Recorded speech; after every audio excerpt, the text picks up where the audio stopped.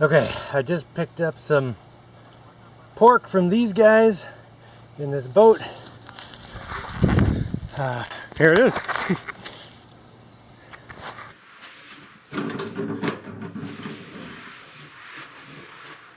Okay, I think that's as clean as I'm gonna get it. It's always such a nice interaction with those guys. I didn't get, video of that because I don't want to stick a camera in their face. Okay, this is pretty sharp. I want to make sure it's nice and sharp. Give me a minute. All right, that feels pretty sharp. So these guys, oh wait, which is my clean hand? Okay, this is gonna be my clean hand. This will be my dirty hand. And the knife will be dirty. So those guys just drive up to the beach and I show up with a bowl. I ordered 20 pounds of pork. Oh, where do I put this? And unless I specify what I want, it's just whatever random part of the animal they happen to give me. One time I got all bacon and ribs, which was crazy. Oh my God, the kids were going nuts about that. It was delicious.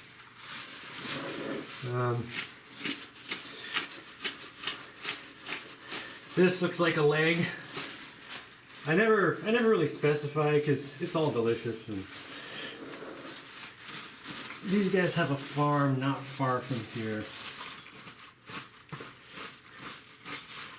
I have to just take this out of the bowl and put it on the table.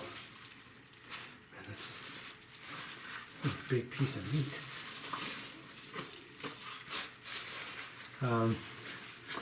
And when they drive up, I always hear their boat. Because when you live on an island, you hear boats. I mean, presuming you're not like blasting music or anything, you can hear boats driving by all the time, or whenever they do. It's actually not that often. But when a boat motor is slowing down, it makes a noticeably different noise. So I always know when a boat is stopping here. So this morning, yeah, I heard the boat motor noise slowing down. I was like, oh, that's them. They got here earlier than I was expecting, which was excellent. Because I want to get this in the freezer as soon as possible. Okay, how do I want to start cutting this up? I'll just start taking a big chunk of meat off here. And I have a bunch of different bags. From peanuts and oats. The oat bags are really good. The peanut bags are really good. You know, they come in these bags that people usually just throw away once they use the stuff in it, but I always keep them.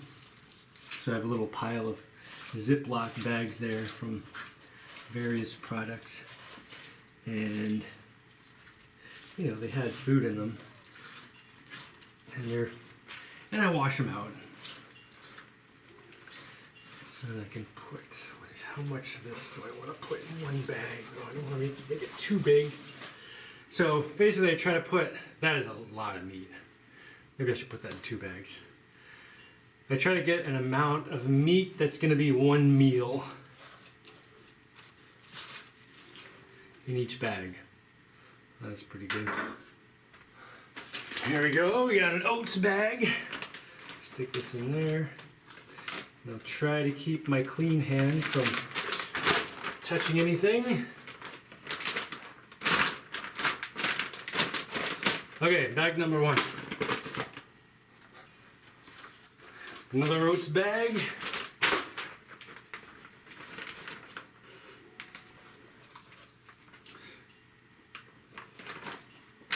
Sometimes I label these. These 2 are just lean meat. No bones, not much fat on them. I have a bunch of those. Let's see, I'll just take this off here. Next is a peanut bag. This chunk right here. Let's get this. Oh, that's gonna be tasty.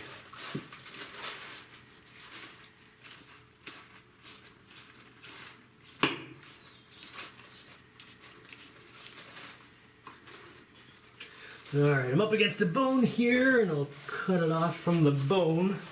So this one will also just be meat, no bones.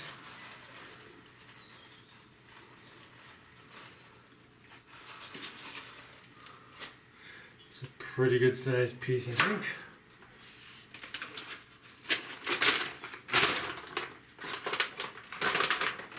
So if I have 20 pounds of stuff here, I'll put like 2 pounds of meat per bag-ish.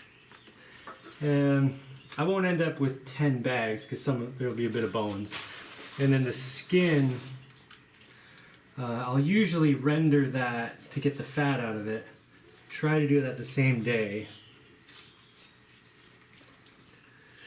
Just having a bunch of, animal fat is great. I always cook popcorn with it, but it's good for a lot of things.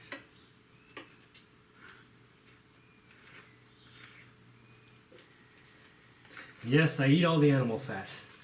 Even though when I was a kid, I was told, if you eat fat, you'll be fat. Dude, I'm 50 years old and I got a six-pack, and I eat a ton of fat. So I think that's bullcrap. Yeah, I wish I knew that when I was a kid. I probably would have done better in sports. More nutrition. The animal fat has loads of nutrition in it. Well, that's another pretty big one. Maybe I should put that into 2 bags. Or maybe we should just have a mega feast day. Alright, let's put this into 2 bags. Let me cut it this direction.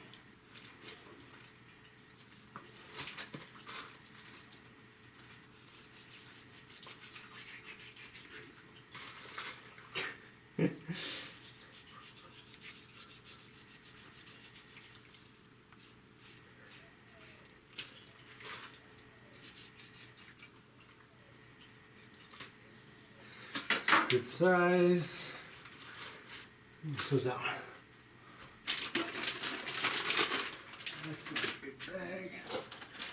Alright, oat bag.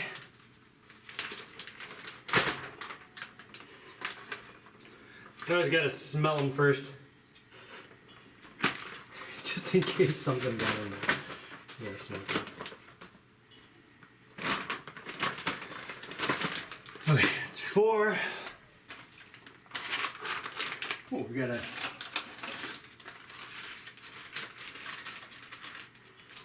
tortilla bag, which is unusual for me because I don't buy tortillas, but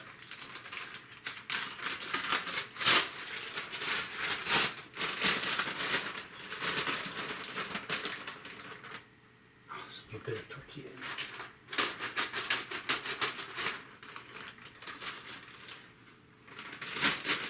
Okay, bag number 5.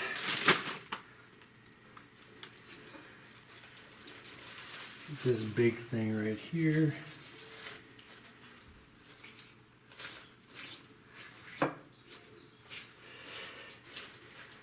When you do this, it's really good to have a sharp knife. But you have to be careful you don't nick yourself. But it is a lot easier to hit yourself with a dull knife because you have to push hard. With a nice sharp knife, it goes through pretty easily, so you don't have to push hard. You can keep control.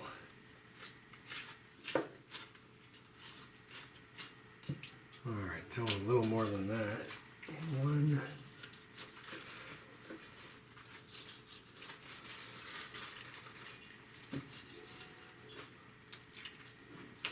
A bit more than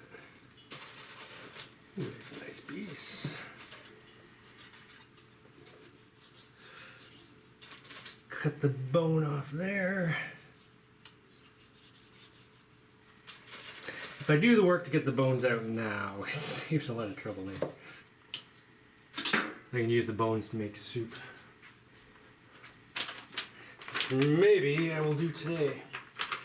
Anyway, this is just going to go like this for a while. I need to watch the whole thing. Looks good. Is that bag number 6 or something?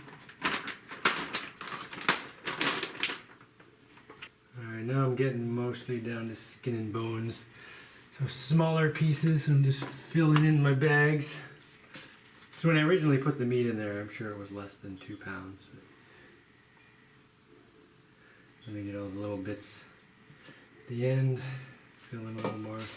All right, this, a big thing of skin and a bone.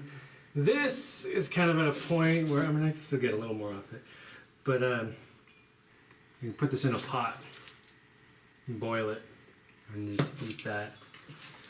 The skin I can render. There's not much fat on it though. This is a really lean piece. I should figure out how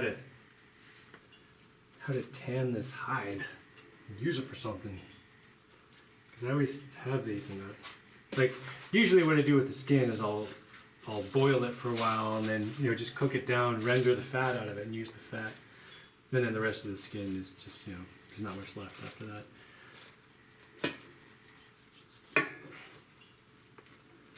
Alright, I think I just need to cook the rest of this.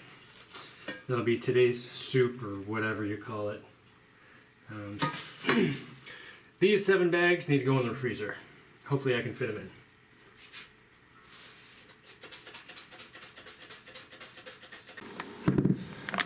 in. Alright, this is my freezer side. That's my fridge side. Man, I got a lot of meat in here. I still have a bunch of burgers, like 12 pounds of burgers. Plus, I don't know, that's 15 pounds of pork. 6 packs of chorizos. And the thing is full of meat. You hear that, Apocalypse? If you're gonna do it, now's the time. Let's set this to be, I normally have it set to -6. Let's set it to coldest temperature, -20 degrees Celsius.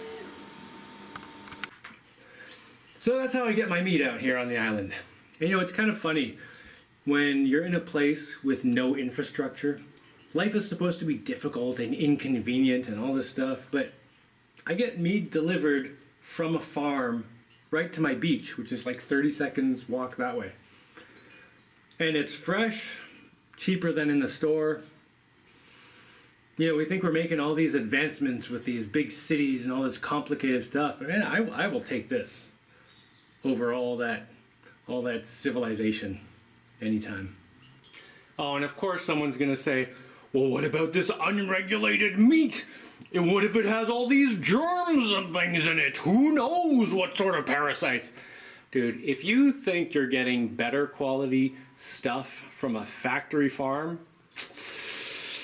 I think your brain might be broken.